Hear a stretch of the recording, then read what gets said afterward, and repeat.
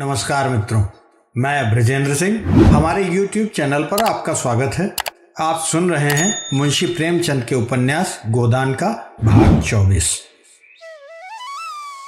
सोना 17वें साल में थी और इस साल उसका विवाह करना आवश्यक था। होरी तो 2 साल से इस फिक्र में था, पर हाथ खाली होने से कोई काबू न चलता था। मगर इस साल जैसे भी हो उसका विवाह कर देना ही चाहिए, चाहे कर्ज लेना पड़े, चाहे खेत गिरव रखने पड़े। और अकेले होरी की बात चलती तो 2 साल पहले ही विवाह हो गया होता। वह किफ़ायत से काम करना चाहता था, पर धनिया कहती थी कितना ये हाथ बांधकर खर्च करो, 200-250 लग जाएंगे। झुनिया के आ जाने से बिरादरी में इन लोगों का स्थान कुछ हेठा हो गया था और बिना 100-200 दिए कोई कुलीन वर्ण न मिल सकता था। पिछले साल चैती में कुछ मिला था तो पंडित दाता दीन का आधा साझा, मगर पंडित जी ने बीज और मंजूरी का कुछ ऐसा ब्यौरा बताया कि होरी के हाथ 1/4 से ज्यादा अनाज न लगा और लगान देना पड़ गया पूरा। ऊख और सन की फसल नष्ट हो गई। सन तो वर्षा अधिक होने और ऊख दीमक लग जाने के कारण। हाँ, इस साल चैती अच्छी थी और ऊख भी खूब लगी हुई थी। विवाह के लिए गल्ला तो मौजूद था। 200 रुपये भी हाथ आ जाएं तो कन्या ऋण से उसका उद्धार हो जाए। अगर गोबर 100 रुपये की मदद कर दे तो बाकी 100 रुपये होरी को आसानी से मिल जाएंगे। झिंगुरी सिंह और मंगरू साह दोनों ही अब कुछ नर्म पड़ गए थे। जब गोबर प्रदेश में कमा रहा है तो उनके रुपए मारे न जा सकते थे। एक दिन होरी ने गोबर के पास 2-3 दिन के लिए जाने का प्रस्ताव किया, मगर धनिया अभी तक गोबर के वह कठोर शब्द न भूली थी। वह गोबर से 1 पैसा भी न लेना चाहती थी, किसी तरह नहीं। होरी ने झुंझलाकर कहा, लेकिन काम कैसे चलेगा ये बता। धनिया सिर हिलाकर बोली, मान लो गोबर प्रदेश न गया होता तब तुम क्या करते, वही अब करो। होरी की जबान बंद हो गई। एक क्षण बाद बोला, मैं तो तुझसे पूछता हूं। धनिया ने जान बचाई, यह सोचना मर्दों का काम है। होरी के पास जवाब तैयार था। मान ले मैं न होता, तू ही अकेली रहती, तब तू क्या करती, वो कर। धनिया ने तिरस्कार भरी आंखों से देखा, तब मैं कुछ कन्या भी दे देती तो कोई हंसने वाला न था। कुछ कन्या होरी भी दे सकता था, इसी में उसका मंगल था। लेकिन कुल मर्यादा कैसे छोड़ दे। उसकी बहनों के विवाह में 300 बाराती द्वार पर आए थे। दहेज भी अच्छा ही दिया गया था। नाच तमाशा बाजा गाजा हाथी घोड़े सभी आए थे। आज भी बिरादरी में उसका नाम है। 10 गांव के आदमियों से उसका हेल मेल है। कुछ कन्या देकर वह किसे मुंह दिखाएगा। इससे तो मर जाना अच्छा है। और वह क्यों कुछ कन्या दे। पेड़ पालो है, जमीन है और थोड़ी सी साग भी है। अगर वह 1 बीघा भी बेच दे तो 100 मिल जाएं। लेकिन किसान के लिए जमीन जान से भी प्यारी है, कुल मर्यादा से भी प्यारी है। और कुल 3 ही बीघे तो उसके पास है। अगर 1 बीघा बेच दे तो फिर खेती कैसे करेगा। कई दिन इसी हैस बहस में गुजरे। होरी कुछ फैसला न कर सका। दशहरे की छुट्टियों के दिन थे। झिंगुरी सिंह, पाटेश्वरी और नोखेराम तीनों ही सज्जनों के लड़के छुट्टियों में घर आए थे। तीनों अंग्रेजी पढ़ते थे और यद्यपि तीनों 20-20 साल के हो गए थे, पर अभी तक यूनिवर्सिटी में जाने का नाम न लेते थे। एक क्लास में 2-2, 3-3 साल पढ़े रहते थे। तीनों की शादियां हो चुकी थी। पटेश्वरी के सपूत बिरादरी तो एक पुत्र के पिता भी हो चुके थे। तीनों दिन भर ताश खेलते, भंग पीते और छैला बने घूमते। वे दिन में कई बार होरी के द्वार की ओर ताकते हुए निकलते और कुछ ऐसा संयोग था कि जिस वक्त वे निकलते उस वक्त सोना भी किसी न किसी काम से द्वार पर आ खड़ी होती। इन दिनों वो वही साड़ी पहनती थी जो गोबर उसके लिए लाया था। यह सब तमाशा देख देख कर होरी का खून सूखता जाता था, मानो उसकी खेती चौपट करने के लिए आकाश में ओले वाले पीले बादल उठ चले आते हों। एक दिन तीनों उसी कुएं पर नहाने जा पहुंचे जहां होरी ऊख सींचने के लिए पुर चला रहा था। सोना मोट ले रही थी। होरी का खून खौल उठा। उसी सांझ को वह दुलारी सहुआइन के पास गया। सोचा औरतों में दया होती है, शायद इसका दिल पसीज जाए और कम सूद पर रुपए दे दे। मगर दुलारी अपना ही रोना ले बैठी। गांव में ऐसा कोई घर न था जिस पर उसके कुछ रुपए ना आते हो। यहाँ तक कि झिंगुरी सिंह पर भी उसके 20 रुपए आते थे, लेकिन कोई देने का नाम न लेता था। बेचारी कहाँ से रुपए लाए। होरी ने गिड़गिड़ाकर कहा, भाभी बड़ा पुण्य होगा, तुम रुपए न दोगी, मेरे गले की फांस खोल दोगी। झिंगुरी और पटेश्वरी मेरे खेतों पर दांत लगाए हुए हैं। मैं सोचता हूँ बाप दादा की यही तो निशानी है। ये निकल गई तो जाऊंगा कहाँ। एक सपूत वो होता है कि घर की संपत्ति बढ़ाता है। मैं ऐसा कपूत हो जाऊं कि बाप दादों की कमाई पर झाड़ू फेर दूं। दुलारी ने कसम खाई। होरी, मैं ठाकुर जी के चरण छूकर कहती हूँ कि इस समय मेरे पास कुछ नहीं है। जिसने लिया वो देता नहीं है, तो मैं क्या करूँ। तुम कोई गैर तो हो नहीं। सोना भी मेरी ही लड़की है, लेकिन तुम ही बताओ मैं क्या करूँ। तुम्हारा ही भाई हीरा है, बैल के लिए 50 रुपए लिए, उसका तो कहीं पता ठिकाना नहीं। उसकी घरवाली से मांगो तो लड़ने के लिए तैयार। शोभा भी देखने में बड़ा सीधा साधा है, लेकिन पैसा देना नहीं चाहता। और असल बात तो यह है कि किसी के पास है ही नहीं, दें कहाँ से। सबकी दशा देखती हूँ, इसी मारे सबर कर जाती हूँ। लोग किसी तरह पेट पाल रहे हैं और क्या। खेती बाड़ी बेचने की मैं सलाह न दूंगी, कुछ नहीं है, मरजात तो है। फिर कन्फुसकियों में बोली, पटेश्वरी लाला का लौंडा तुम्हारे घर की ओर बहुत चक्कर लगाया करता है। तीनों का वही हाल है, इनसे चौकस रहना। ये शहरी हो गए, गांव का भाईचारा क्या समझें। लड़के गांव में भी हैं, मगर उनमें कुछ लिहाज है, कुछ अदब है, कुछ डर है। ये सब तो छूटे सांड हैं। मेरी कौशल्या ससुराल से आई थी, मैंने इन सबों के ढंग देखकर उसके ससुर को बुलाकर विदा कर दिया। कोई कहाँ तक पहरा दे। होरी को मुस्कुराते देखकर उसने सरस ताड़ना के भाव से कहा, हंसोगे होरी तो मैं भी कुछ कह दूंगी। तुम क्या किसी से कम नटखट थे। दिन में 25 बार किसी न किसी बहाने मेरी दुकान पर आया करते थे, मगर मैंने कभी ताका नहीं। होरी ने मीठे प्रतिवाद के साथ कहा, ये तो तुम झूठ बोलती हो भाभी। मैं बिना कुछ रस पाए थोड़े ही आता था। चिड़िया एक बार परत जाती है तभी दूसरी बार आंगन में आती है।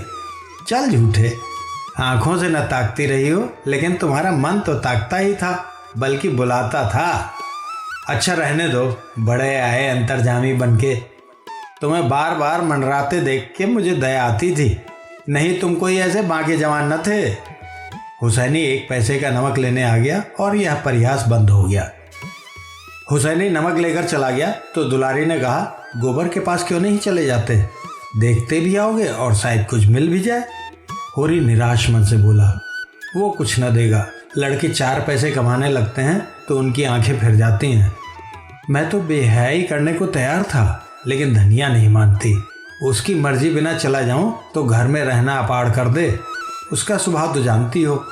दुलारी ने कटाक्ष करके कहा, तुम तो मेहरिया के जैसे गुलाम हो गए। तुमने पूछा ही नहीं तो क्या करता। मेरी गुलामी करने को कहते तो मैंने लिखा लिया होता। सच तो अब क्या बिगड़ा है, लिखा लो ना। 200 में लिखता हूँ, इन दामों में महंगा नहीं हूँ। तब धनिया से तो ना बोलोगे।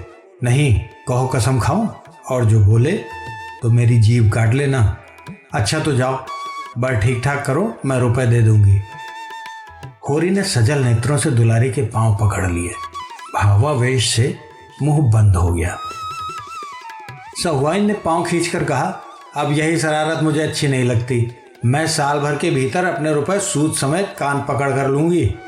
तुम तो व्यवहार के ऐसे सच्चे नहीं हो, लेकिन धनिया पर मुझे विश्वास है। सुना पंडित तुमसे बहुत बिगड़े हुए हैं।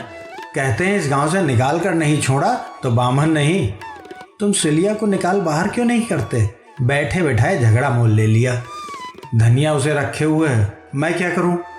सुना है पंडित काशी गए थे, वहां एक बड़ा नामी विद्वान पंडित है।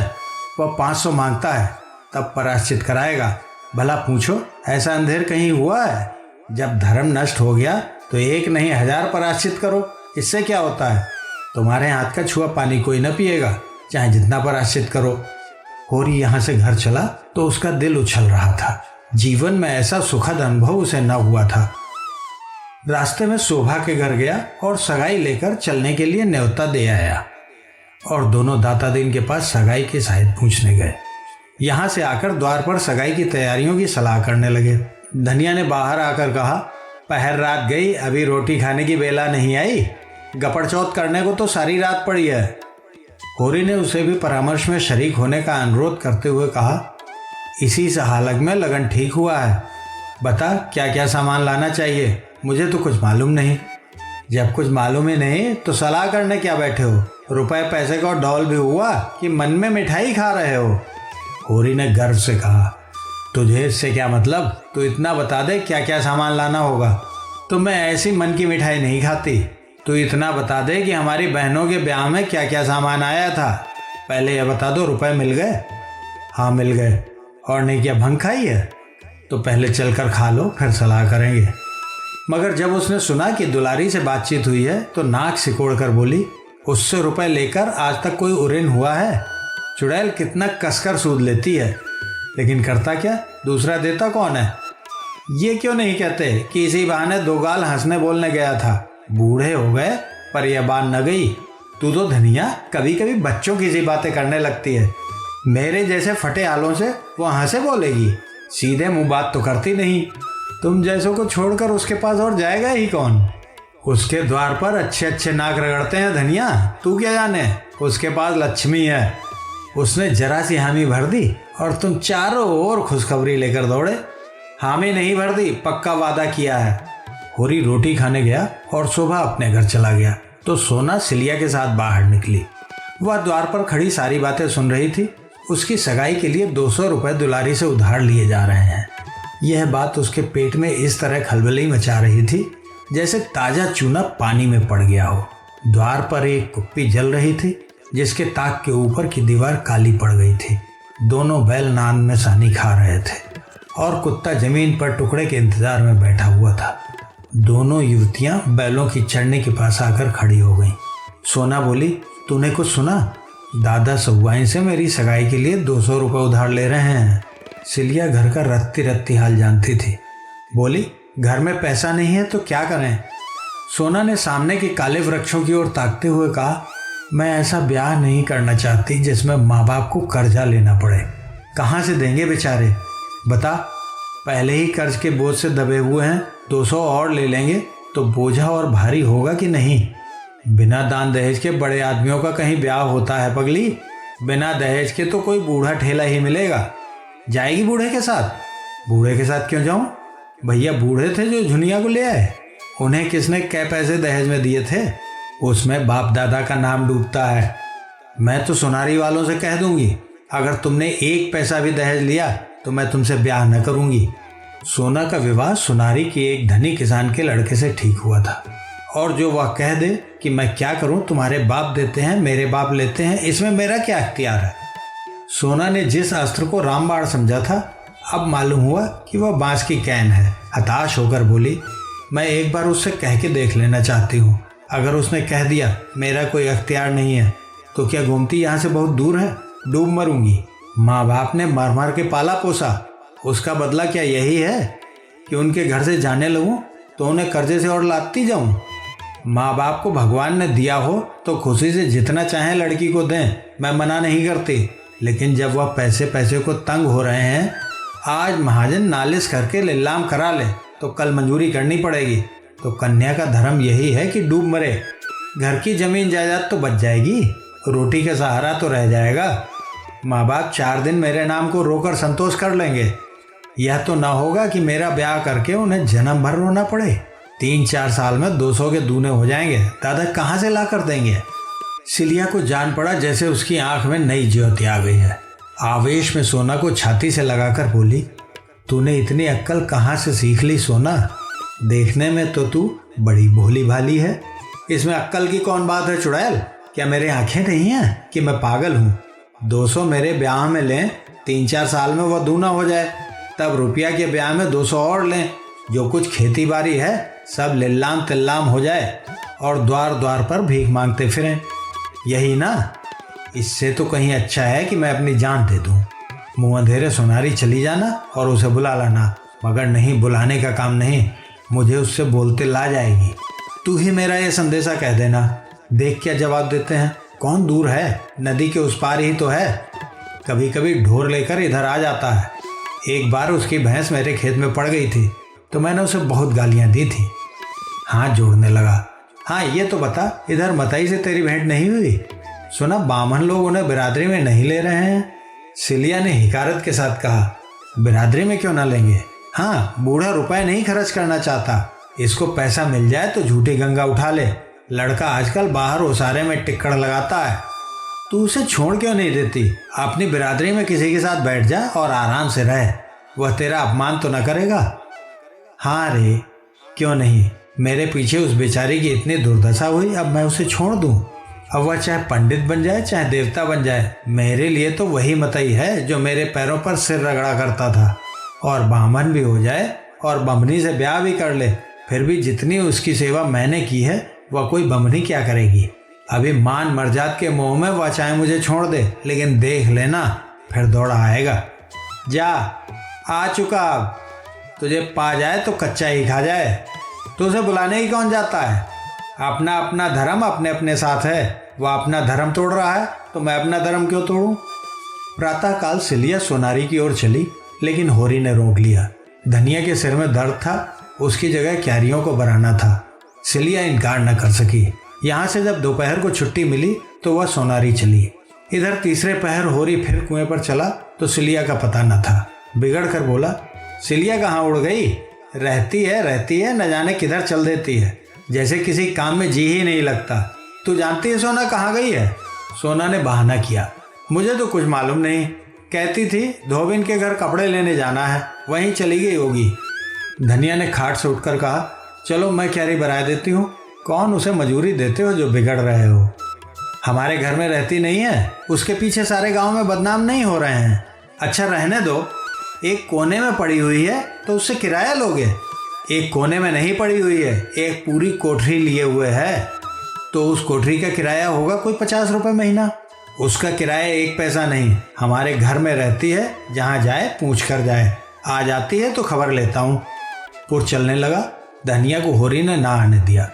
रूपा क्यारी भराती थी और सोना मोड़ ले रही थी। रूपा गीली मिट्टी के चूल्हे और बर्तन बना रही थी और सोना शंशक आंखों से सोनारी की ओर ताक रही थी। शंका भी थी, आशा भी थी। शंका अधिक थी, आशा कम। सोचती थी उन लोगों को रुपए मिल रहे हैं तो क्यों छोड़ने लगे? जिनके पास पैसे हैं वे तो पैसे पर और भी जान देते हैं। और गौरी मातो तो एक ही लालची है। मथुरा में दया है, धर्म है, लेकिन बाप की जो इच्छा होगी वही उसे माननी पड़ेगी। मगर सोना भी बच्चा को ऐसा फटकारेगी कि याद करेंगे। वो साफ कहेगी जाकर किसी धनी की लड़की से ब्याह कर, तो जैसे पुरुष के साथ मेरा निवाह न होगा। कहीं गौरी मातो मान गए तो वह उनके चरण धो धो कर पिएगी, उनकी ऐसी सेवा करेगी कि अपने बाप की भी नकी होगी और सिलिया को भरपेट मिठाई खिलाएगी। गोबर ने उसे जो रुपया दिया था उसे वह अभी तक संचे हुए थी। इस मृदु कल्पना से उसकी आंखें चमक उठी और कपोलों पर हल्की सी लाली दौड़ गई। मगर सिलिया अभी तक आई क्यों नहीं? कौन बड़ी दूर है? ना आने दिया होगा उन लोगों ने। वह आ रही है, लेकिन बहुत धीरे धीरे आती है। सोना का दिल बैठ गया। अब आगे नहीं माने साहिब। नहीं सिलिया दौड़ती आती तो सोना से हो चुका ब्याह, मुंह धो रखो। सिलिया आई जरूर, पर कुएं पर ना आकर खेत में क्यारी बनाने लगी। डर रही थी होरी पूछेंगे कहाँ थी अब तक, तो क्या जवाब देगी। सोना ने यह 2 घंटे का समय बड़ी मुश्किल से काटा, पर छूटते ही वह भागी हुई सिलिया के पास पहुंची। वहां जाकर तू मर गई थी क्या? ताकते ताकते आंखें फूट गईं। सिलिया को बुरा लगा, तो क्या मैं वहां सोती थी? इस तरह की बातचीत राह चलते थोड़े ही हो जाती है। अवसर देखना पड़ता है। मथुरा नदी की ओर ढोर चराने गए थे। खोजती खोजती उसके पास गई और तेरा संदेशा कहा। ऐसा प्रसन्न हुआ कि तुझसे क्या कहूँ। मेरे पाँव पर गिर पड़ा और बोला, सिल्लो, मैंने जब से सुना है कि सोना मेरे घर में आ रही है तब से आंखों की नींद हर गई है। उसकी वह गालियाँ मुझे फल गईं, लेकिन काका को क्या करूँ, वह किसी की नहीं सुनते। सोना ने टोका, तो न सुने। सोना भी जिद्दन है, जो कहा है वो कर दिखाएगी, फिर हाथ मलते रह जाएंगे। बस उसी क्षण ढोरों को वहीं छोड़ मुझे लिए हुए गौरी महतो के पास गया। महतो के 4 पुर चलते हैं, कुआं भी उन्हीं का है, 10 बीघे का ऊख है। महतो को देख के मुझे हंसी आ गई, जैसे कोई घसियारा हो। हाँ, भाग का बली है। बाप बेटे में खूब कहा सुनी हुई। गौरी महतो कहते थे, तुमसे क्या मतलब, मैं चाहे कुछ लूं या ना लूं, तू कौन होता है बोलने वाला। मथुरा कहता था, तुमको लेना देना है तो मेरा ब्याह मत करो, मैं अपना ब्याह जैसे चाहूँगा कर लूँगा। बात बढ़ गई और गौरी महतो ने पनैया उतारकर मथुरा को खूब पीटा। कोई दूसरा लड़का इतनी मार खाकर बिगड़ खड़ा होता, मथुरा एक घूसा भी जमा देता तो महतो फिर न उठते। मगर बेचारा 50 जूते खाकर भी कुछ न बोला। आंख में आंसू भरे मेरी ओर गरीबों की तरह ताकता हुआ चला गया। तब महतो मुझ पर बिगड़ने लगे, सैकड़ों गालियां दी, मगर मैं क्यों सुनने लगी थी? मुझे उनका क्या डर था। मैंने सफा कह दिया, महतो 200-300 कोई भारी रकम नहीं है, और होरी महतो इतने में बिक न जाएंगे, न तुम ही धनवान हो जाओगे, यह सब धन नाच तमाशे में ही उड़ जाएगा। हाँ, ऐसी बहू न पाओगे। सोना ने सजल नेत्रों से पूछा, महतो इतनी ही बात पर उन्हें मारने लगे? सिलिया ने यह बात छिपा रखी थी। ऐसी अपमान की बात सोना के कानों में न डालना चाहती थी, पर यह प्रश्न सुनकर संयम न रख सकी। बोली, वही गोबर भैया वाली बात थी। महतो ने कहा, आदमी जूठा तभी खाता है जब मीठा हो, कलंक चांदी से ही धुलता है। इस पर मथुरा बोला, काका, कौन घर कलंक से बचा हुआ है? हाँ, किसी का खुल गया, किसी का छिपा हुआ है। गौरी महतो भी पहले एक चमारी से फंसे थे, उससे 2 लड़के भी हैं। मथुरा के मुंह से इतना निकलना था कि डोकरे पर जैसे भूत सवार हो गया। जितना लालची है उतना ही क्रोधी भी है, बिना लिए न मानेगा। दोनों घर चली। सोना के सिर पर चरसा, रस्सा और जुए का भारी बोझ था, पर इस समय वह उसे फूल से भी हल्का लग रहा था। उसके अंतस्थल में जैसे आनंद और स्फूर्ति का सोता खुल गया हो।